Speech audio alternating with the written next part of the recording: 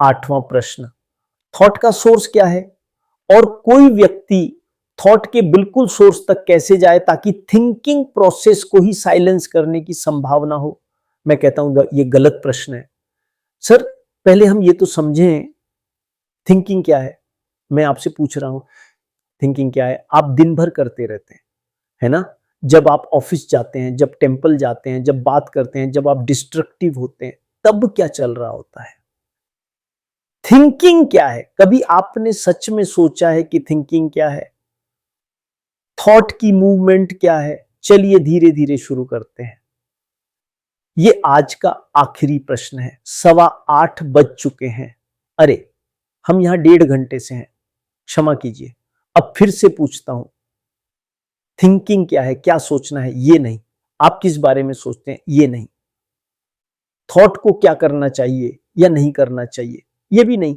हम पूछ रहे हैं थिंकिंग स्वयं क्या है। अगर आप बिजनेसमैन हैं तो एक तरीके से सोचते हैं, लॉयर हैं तो दूसरे तरीके से, इंजीनियर, कंप्यूटर एक्सपर्ट, वो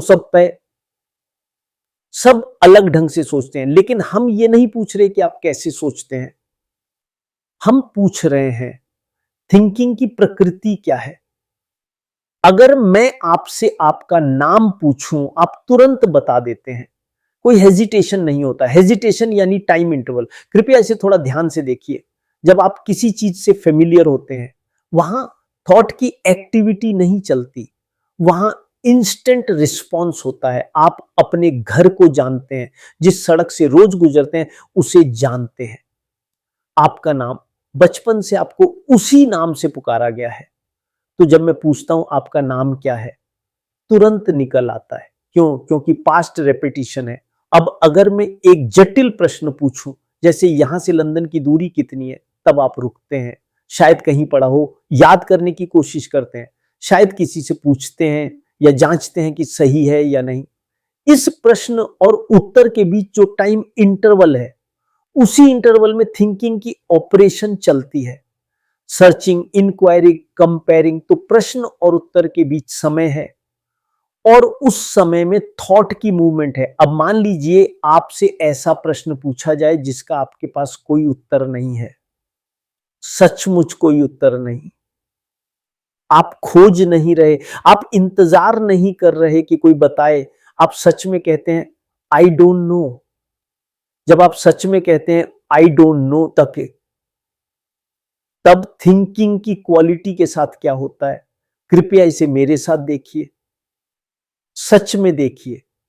जब आप वास्तव में कहते हैं आई डोंट नो, और उसका अर्थ भी वही है, ना कि मैं बाद में पता कर लूंगा, ना कि मैं आंसर ढूंढ रहा हूं, बल्कि आप पूर्ण रूप से स्पष्ट हैं कि आप नहीं जानते, तब थॉट की मूवमेंट के साथ क्या होता है, उस क्षण थॉट की एक्टिविटी रुक जाती है, जिसका अर्थ है ब्रेन अब सर्च नहीं कर रहा, पूछ नहीं रहा, टटोल नहीं रहा, वो बिल्कुल क्वाइट हो जाता है, क्योंकि उसे पता है वो नहीं जानता।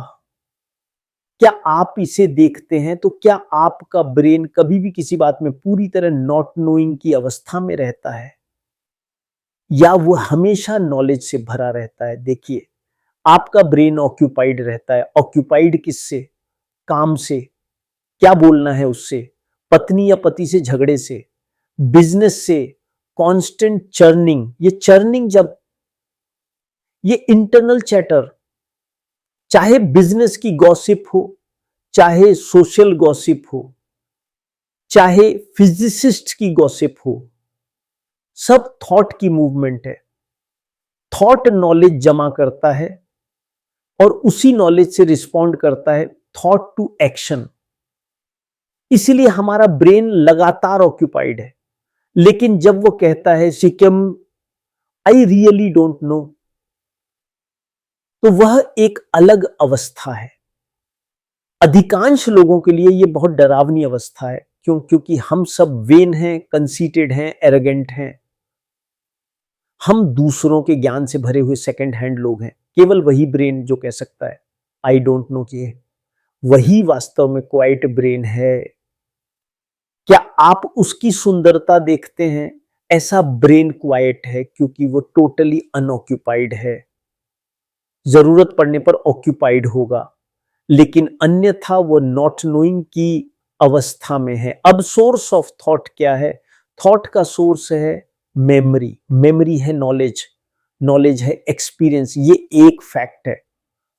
इसीलिए थॉट का सोर्स है एक्सपीरियंस। चाहे आपका व्यक्तिगत अनुभव हो या हजारों वर्षों का अनुभव, जो ब्रेन में नॉलेज के रूप में स्टोर्ड है। इसीलिए थॉट एक मेटीरियल प्रोसेस है, मैटर। थॉट जो भी क्रिएट करता है भाई वह मैटर है।